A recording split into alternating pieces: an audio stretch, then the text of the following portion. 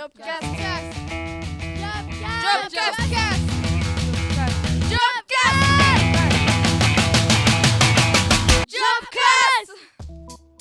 Bienvenue sur Jobcast.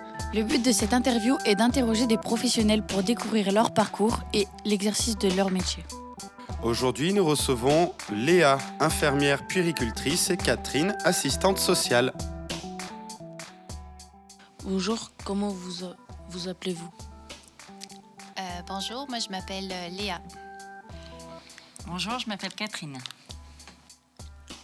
Quel âge avez-vous ? Moi j'ai 31 ans. Et moi, 47 ans. Où travaillez-vous ? Alors moi je travaille avec Catherine à la PMI. Donc c'est la protection maternelle et infantile. Et on travaille dans le même service avec Catherine. Et moi, je travaille alors avec Léa, mais côté service social départemental.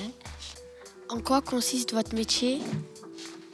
Moi, je suis infirmière puéricultrice, donc je rencontre des parents et des enfants qui sont âgés de 0, donc de la naissance jusqu'à 6 ans. Je rencontre du coup les familles à leur maison, à leur domicile, mais aussi en consultation avec le médecin, où on fait notamment la vaccination. Et moi, donc, je suis assistante sociale. Donc, du coup, je reçois des gens pour les ouvertures de droits, pour l'accès au logement, l'accès à la protection. On fait de la protection de l'enfance et puis de la protection adulte, quand il y a des adultes qui sont vulnérables, isolés. Voilà, de l'accès aux soins. Aussi, on oriente vers les services de soins, si besoin. C'est quoi la protection ?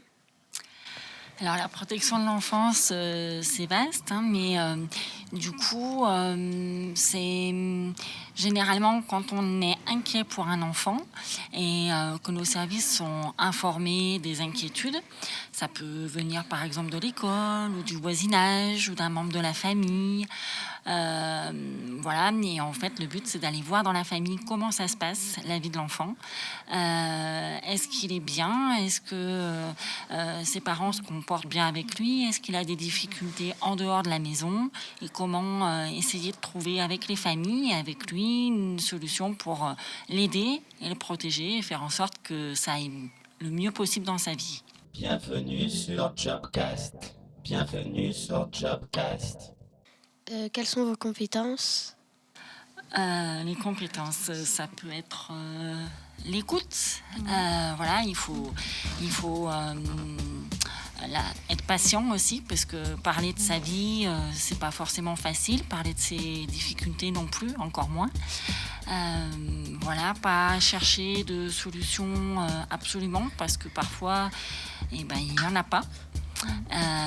Voilà, et être dans l'empathie, ça veut dire essayer de comprendre l'autre, de se mettre à sa place et d'essayer d'avancer petit à petit avec la personne pour que sa situation lui paraisse plus légère à porter, en fait. Moi, de mon côté, je peux dire que je rencontre du coup régulièrement, tous les jours, des petits-enfants. Et je dirais que la principale compétence, c'est beaucoup de patience.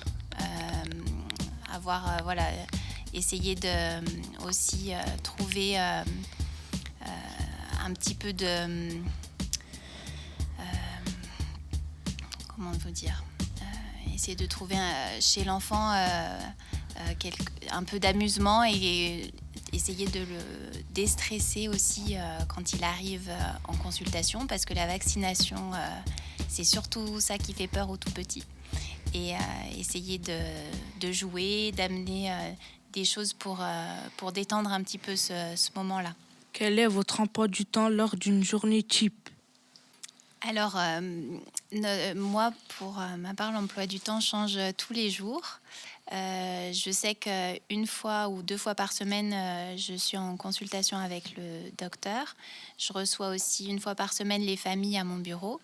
Et puis après, je fais aussi beaucoup de visites à domicile quand les mamans viennent d'accoucher et que les familles m'appellent pour que j'intervienne à leur maison et pour venir notamment voir le bébé, le peser et voir si les parents ont des questions ou des conseils que je peux leur apporter. Donc tous les jours, c'est assez différent. Je gère mon emploi du temps toute seule. Alors, pour moi, on fonctionne beaucoup sur des rendez-vous au bureau. Mais on peut aussi faire des visites à domicile, parce que c'est toujours mieux de voir les gens chez eux, et puis tout le monde ne peut pas se déplacer au bureau. On reçoit sur rendez-vous, parfois sur des plages de permanence sans rendez-vous. Donc les gens peuvent venir au service pour trouver de l'aide, pour lire un courrier, faire des petites démarches. Quels sont les matériels que vous utilisez? Alors nous, on utilise principalement la balance pour peser les bébés. On a aussi une toise pour mesurer, donc les bébés et les enfants. Et aussi un mètre ruban. C'est un ruban qui permet de mesurer le tour de la tête des enfants pour voir s'ils grandissent bien. C'est souvent les 3 mesures qu'on prend lors des consultations. C'est notre matériel principal et on travaille aussi beaucoup sur l'ordinateur. Au niveau des assistantes sociales aussi, on utilise beaucoup l'ordinateur pour les recherches sur Internet, entre autres, pour aider à trouver des adresses. On utilise énormément le téléphone parce qu'on cherche en général à joindre diverses administrations, les propriétaires, les écoles. Et on utilise aussi beaucoup la messagerie Internet. Travaillez-vous en équipe ou en solo? Alors, on travaille en équipe, toutes les deux. Avec Léa, on est souvent en lien parce qu'en fait, Léa peut voir les enfants et nous, les parents. On est plus grands frères et sœurs de plus de 6 ans. Et puis, on travaille dans une équipe où il y a aussi des conseillères en économie sociale et familiale. C'est des travailleurs sociaux qui sont plus spécialisés autour du budget et du logement. Et puis, on a aussi des collègues secrétaires qui font le premier accueil des familles ou des bébés qui viennent nous voir. Et puis, on a également des médecins de PMI, des responsables du service social et des éducateurs de polyvalence qui sont plus spécialisés pour le suivi des jeunes. C'est quoi le budget? Alors, le budget, c'est les ressources. Donc, ça peut être le salaire, les allocations familiales, Et puis, en face, on met les charges, c'est-à-dire les dépenses. Et le tout, les ressources et les charges, ça constitue le budget. Et les familles doivent fonctionner avec un budget. Et des fois, c'est dur. Quel est le salaire d'un débutant? Alors, on démarre à peu près au SMIC. Et puis, nous, on travaille dans la fonction publique. Donc, en fait, il y a une grille où toutes les temps d'année, on va prendre on va avoir une augmentation. Et ça, jusqu'à la fin de la carrière. Enfin, au bout d'un moment, ça s'arrête et puis on n'augmente plus. Mais on est quasiment à la fin de sa carrière. Quelle est l'évolution possible dans ce métier? Alors, dans le métier d'infirmière, moi, je suis infirmière puéricultrice et on peut, au cours de notre carrière, être, par exemple, responsable d'équipe. Ça peut être une option. Et après, dans notre métier, l'avantage, c'est qu'on a plein de domaines d'activités différents. On peut travailler à l'hôpital, mais aussi dans les crèches, par exemple, ou bien dans le service de protection maternelle infantile, en maternité, dans tous les services qui reçoivent les enfants. D'accord. Et au niveau des assistantes sociales, alors on peut aussi travailler dans plein de domaines différents. Il y a des assistantes sociales à l'école, dans les collèges ou les lycées. Il y a des assistantes sociales à l'hôpital, des assistantes sociales en maison de retraite, dans des foyers qui accueillent des jeunes qui sont placés. Il y a des services où il y a des travailleurs sociaux, dont les assistantes sociales, qui travaillent uniquement auprès des familles et des enfants qui sont placés par le juge des enfants. Et puis après, en évolution de carrière, on peut être aussi responsable d'équipe. Voilà. Quels sont les risques et les dangers? Est-ce qu'il y en a? C'est pas facile comme question, ça. La difficulté qu'on peut peut-être rencontrer, c'est alors risque et danger, c'est peut-être beaucoup dire, mais disons que des fois on reçoit des gens qui sont épuisés, agacés, voire parfois très en colère, et parfois oui, on peut se sentir, on va dire, un petit peu en insécurité dans l'exercice de nos métiers. Parce qu'en face, on a des gens qui sont très en colère et on ne sait pas jusqu'où cette colère elle peut aller en fait.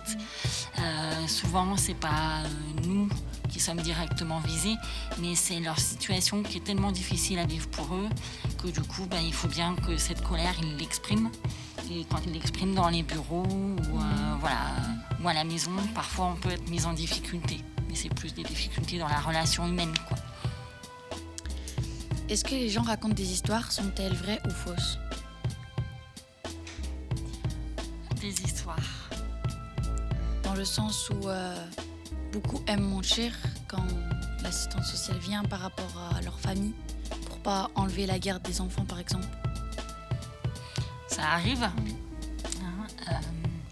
Nous, on travaille en échangeant avec les gens. C'est la base de notre travail.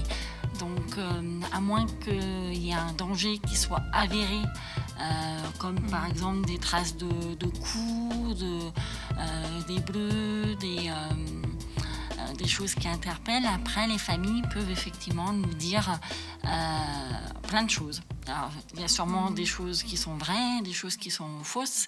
Après, parfois, il peut aussi y avoir plusieurs vérités. Ça veut dire que de notre point de vue, on peut trouver que c'est faux, mais du point de vue de la famille, ça peut être vrai parce que ils vont décrire quelque chose qu'ils ont vraiment le sentiment de vivre.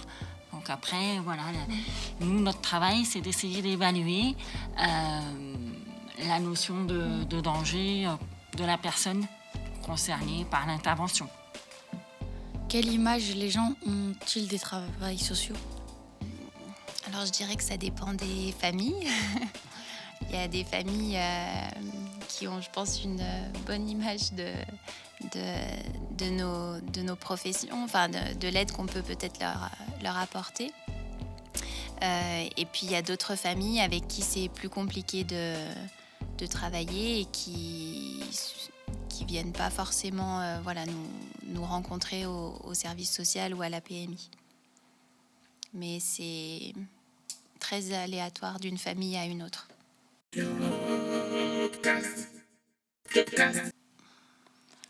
Y a-t-il plus ou moins de responsabilités et de charges mentales?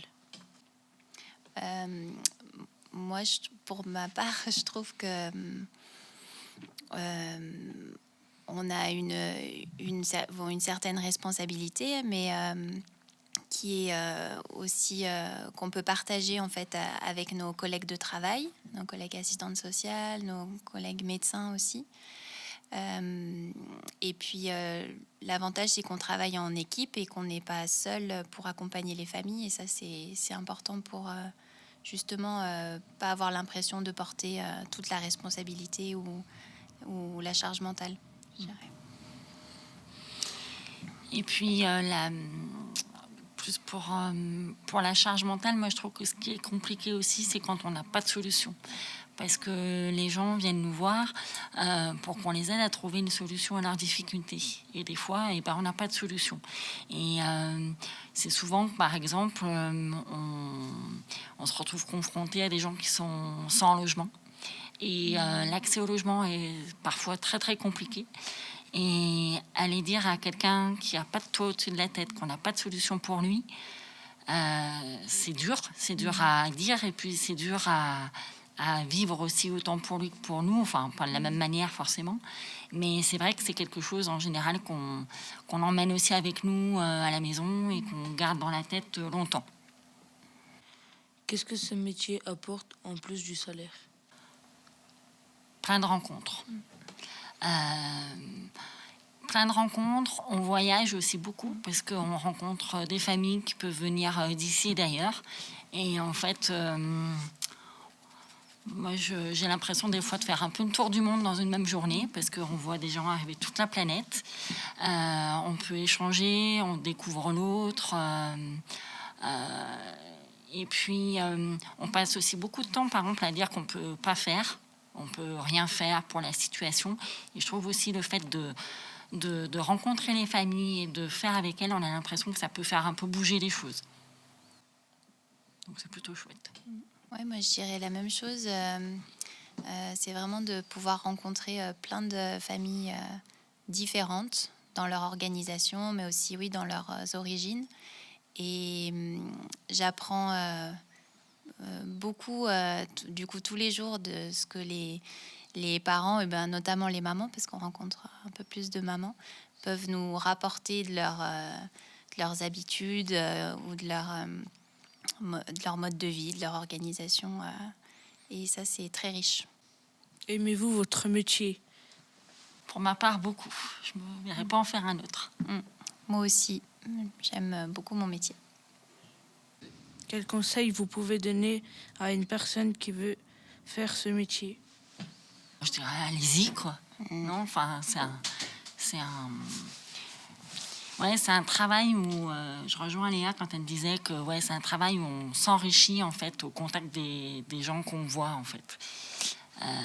Et rien que ça, c'est, enfin, si on aime découvrir l'autre, si on est curieux, si voilà, il faut effectivement être patient et à l'écoute, mais en tous les cas, c'est un beau métier. C'est un beau métier, et oui, c'est.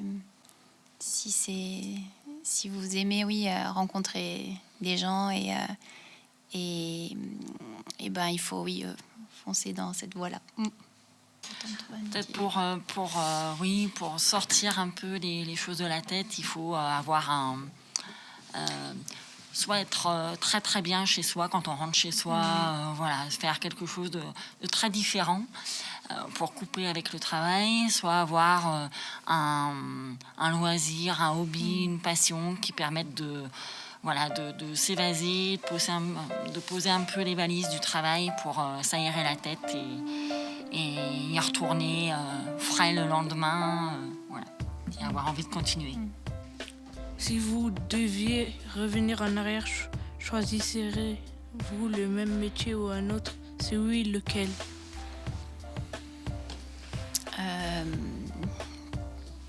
Pour ma part, je pense que je ne choisirais pas d'autre métier. Pour le moment, c'est le seul métier qui me convient. Moi, c'est pareil, j'en changerai pas. Nous vous remercions d'avoir pris le temps de participer à cette interview et de nous avoir présenté votre métier. Merci à vous pour votre invitation. C'est la fin de notre épisode sur le métier de l'assistante sociale et infirmière en puéricultrice. Merci à Sofia, Hermela, Damiano, Marwa, Tej, Aya, Rania, Jessim d'avoir écrit ces questions et de les avoir posées. Merci à Léa et Catherine d'y avoir répondu. On se retrouve bientôt pour un nouvel épisode de Jobcast.